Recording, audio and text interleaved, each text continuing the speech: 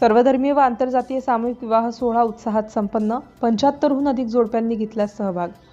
अमरावती येथे साहित्य सम्राट लोकशाहीर अण्णाभाऊ साठे यांच्या जयंतीनिमित्त तसेच डॉ. रुपेश खडसे यांच्या वाढदिवसानिमित्त 15वा सर्वधर्मीय व आंतरजातीय सामूहिक विवाह सोहळा उत्साहात संपन्न झाला असून 75हून अधिक जोडप्यांनी विवाह सोहळ्यात सहभाग घेतला. सर्वधर्मीय व आंतरजातीय सामूहिक विवाह सोहळा व अभिष्टचिंतन सोहळा उत्साहात आणि मंगलमय वातावरणात पार पडला.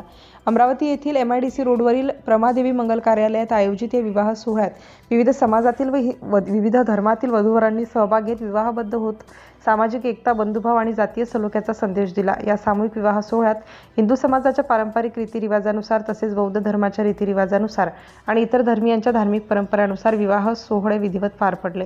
विविध धर्मांच्या परंपरांचा सन्मान राखत धर्मसमभावाचे सुंदर दर्शन या सोहळ्यात घडले आहे. कार्यक्रमाचे अध्यक्ष परमपूज्य माननीय श्री दिलीप बाबू गणोरकर महाराज यांच्या मार्गदर्शनाखाली झालेल्या या सोहळ्यात वधूवरांना दादासाहेब गणोरकर यांच्या वतीने भेटवस्तू देऊन आशीर्वाद व शुभेच्छा देण्यात आल्या. तसेच विवाहासाठी आलेले वधूवर, त्यांचे नातेवाईक, आप्तेष्ट आणि उपस्थित मान्यवरांसाठी स्नेहभोजनाची उत्तम व्यवस्था करण्यात आली होती. सामूहिक विवाहामुळे अनावश्यक खर्चाला आळा बसण्याबरोबरच विविध समाज घटकांमध्ये एकता, सामाजिक समता आणि बंधुभाव वाढीस लागतो असा संदेश या उपक्रमातून देण्यात आला. सर्व धर्म व जातींना एकत्र आणणारा हा विवाह सोहळा अत्यंत शिस्तबद्ध आणि उत्साहपूर्ण वातावरणात पार पडल्याने आयोजकांचे सर्व स्तरातून कौतुक होत आहे. सर्वधर्मीय व आंतरजातीय विवाहाच्या माध्यमातून सामाजिक एकात्मतेचा संदेश देणारा हा उपक्रम निश्चितच समाजासाठी प्रेरणादायी ठरला, अशा भावना उपस्थितांनी व्यक्त केली.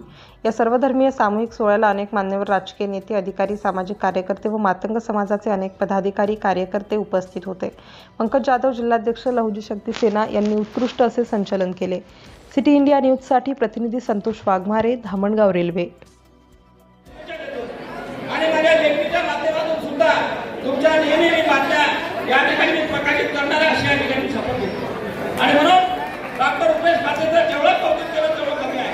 हे डॉक्टर खरोखर ते डॉक्टर आहेत आणि कोरोना काळामध्ये त्यांनी अनेक लोकांचे प्राण वाचवले. मित्र लक्षात ठेवा, हे निःशुल्क सेवा करतात. आधी त्यांच्याकडे जा, गोळ्या आणि इंजेक्शन नेहमी तयार असते, पैसे घेत नाही, हे लक्षात ठेवा. आणि एकमेव मातंग समाजाचा असा माणूस आहे आमच्यासाठी, एकदम लोकप्रिय माणूस आहे. आणि म्हणून आपण टाळ्यात मात्र आपण कंजूसी करू नका. यांच्या डॉक्टर रुपेश खडसे जोरदार टाळ्या जेवढं कमी आहे. तुमच्याकडून पैशांच्या पेक्षा नाही, फक्त टाळ्यांच्या पेक्षा आहे. कारण त्यांना प्रचंड प्रमाणामध्ये परमेश्वर त्यांचं उदंड औषध देऊ, त्यांना सुख, समृद्धी आणि त्यांचं आरोग्य बाधित राहावं. आरोग्य जर माणसाला चांगलं असेल तो प्रचंड प्रमाणामध्ये प्रगती करू शकते. एक लक्षात ठेवा, या ठिकाणी आमच्या कल्पनाताई आहेत, आमचे आदरणीय युवा नेते बंडूभाऊ जोंधळे आहेत, ते नेहमी सातत्यानं आम्हाला मदत करत असतात.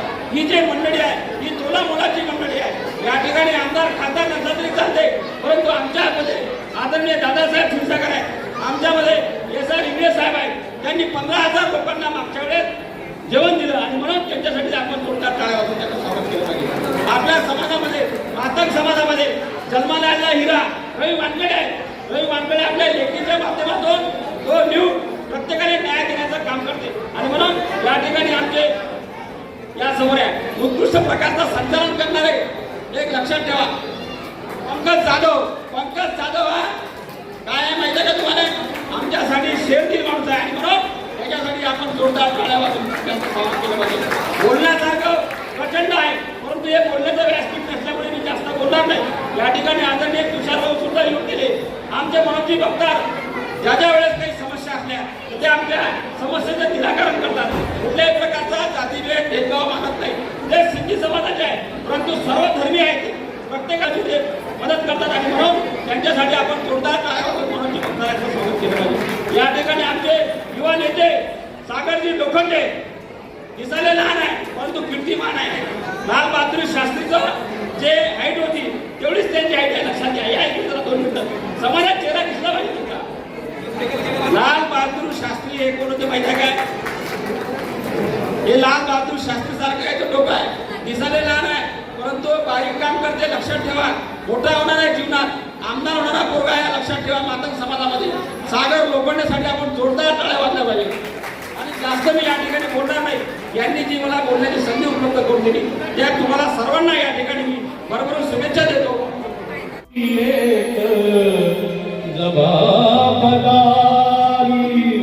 तुझे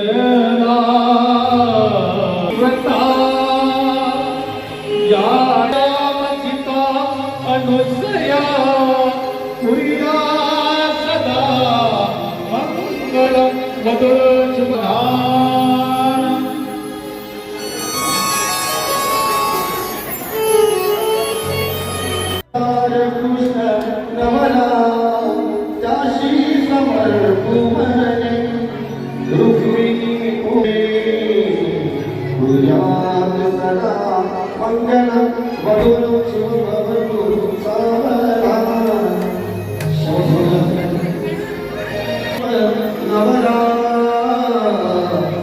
घेऊनिया वागरा गृहोते मधुपर्क पूजन करा अंतर्पटा ते